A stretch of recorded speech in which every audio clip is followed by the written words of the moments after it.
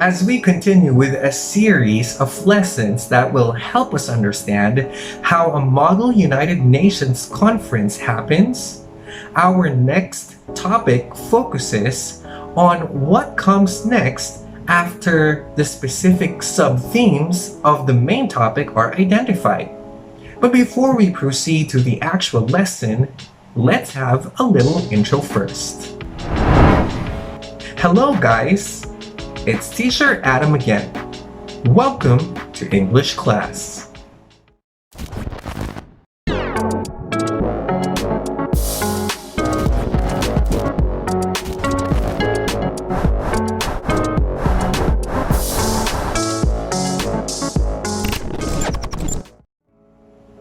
Writing a resolution is a critical skill in Model United Nations, as resolutions are the culmination of the delegates' hard work in researching and debating their assigned topic.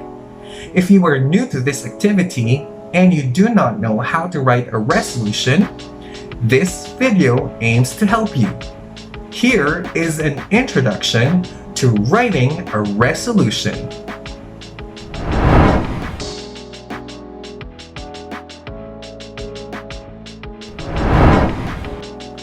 A resolution is a written document that contains the solutions to a particular global problem based on what the delegates agreed upon during the caucuses. Learning to write a resolution is very important because the ultimate goal of the committee sessions is for delegates to come up with the written solutions to the problems they are trying to solve. The primary authors of the resolution will also be recognized as the leaders in the committee, which distinguishes them from everyone else for awards.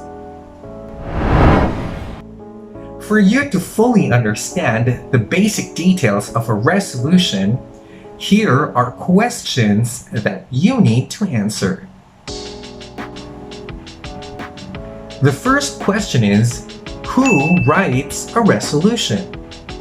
Any delegate in the committee can write a resolution, although in rare instances, an observer state is not allowed to directly write a resolution. The author of a resolution is called a sponsor.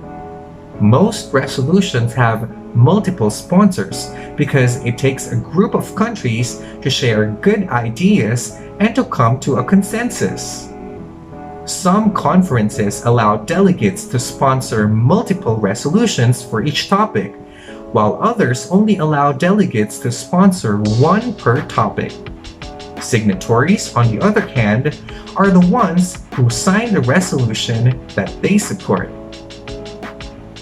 The second question is, what does a resolution contain?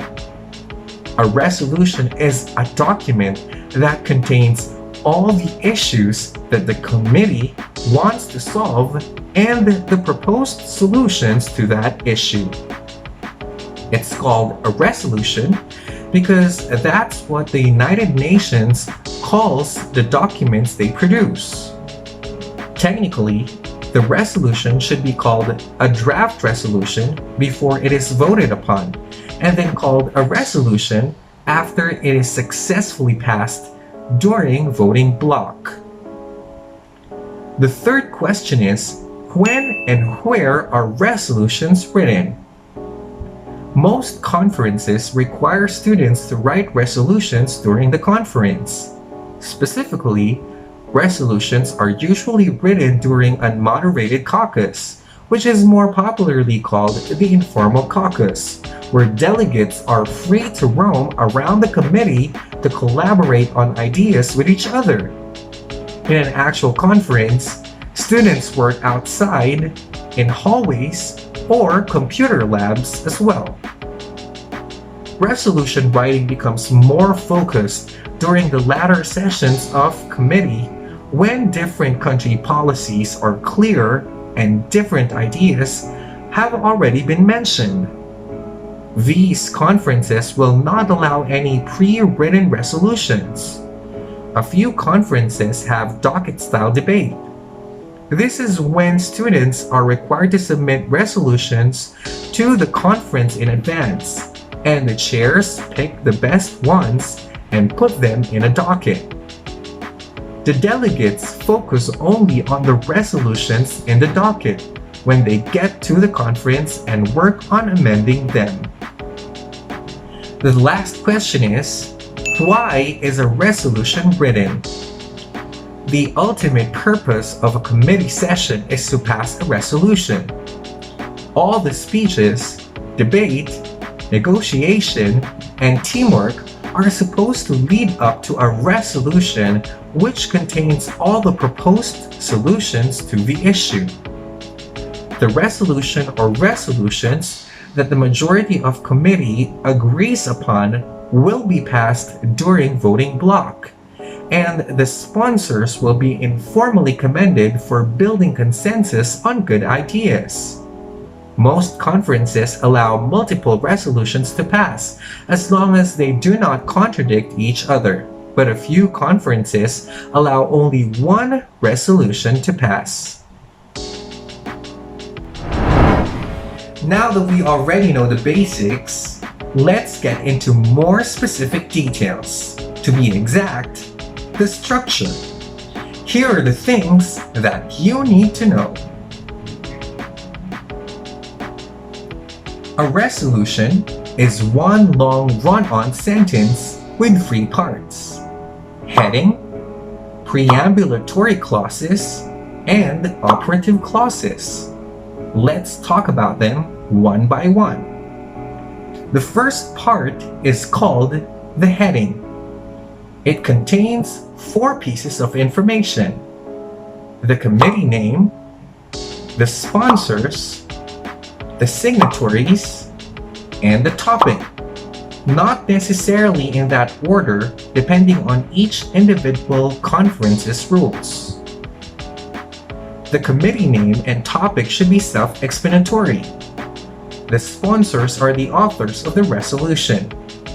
The signatories are other delegates in the committee who do not necessarily agree with the resolution but would like to see it debated. Most conferences require a minimum number or percentage of sponsors and signatories, or a combination of both, before a resolution can be presented. This encourages consensus building. You will also notice some numbering on the top right corner in this example. This is usually provided by the committee chair, and it's just a way to number the different resolutions, usually by the order they are received or approved, so that delegates can easily differentiate or reference them. The next part is made up of preambulatory clauses. The preambulatory clauses state all the issues that the committee wants to resolve on this issue. It may state reasons why the committee is working on this issue and highlight previous international actions on the issue. Preambulatory clauses can include the following: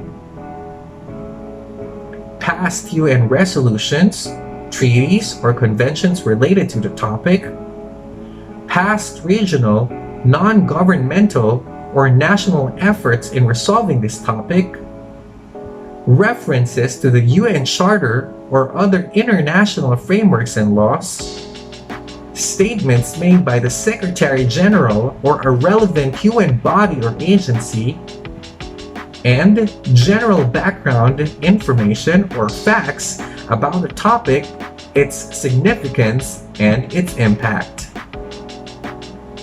It's very simple to write preambulatory clauses.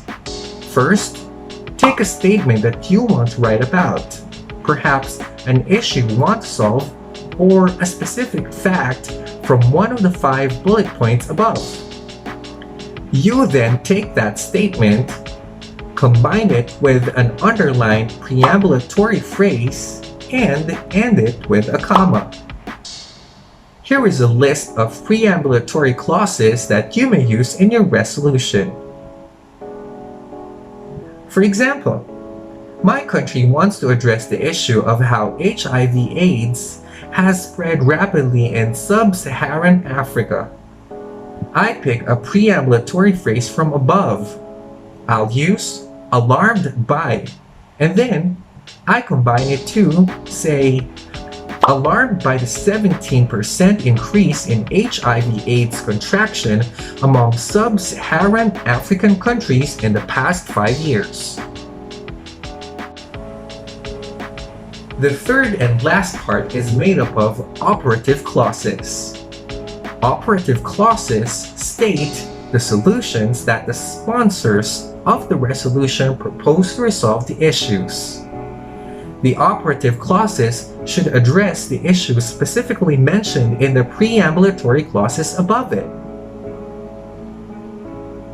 It's very simple to write an operative clause.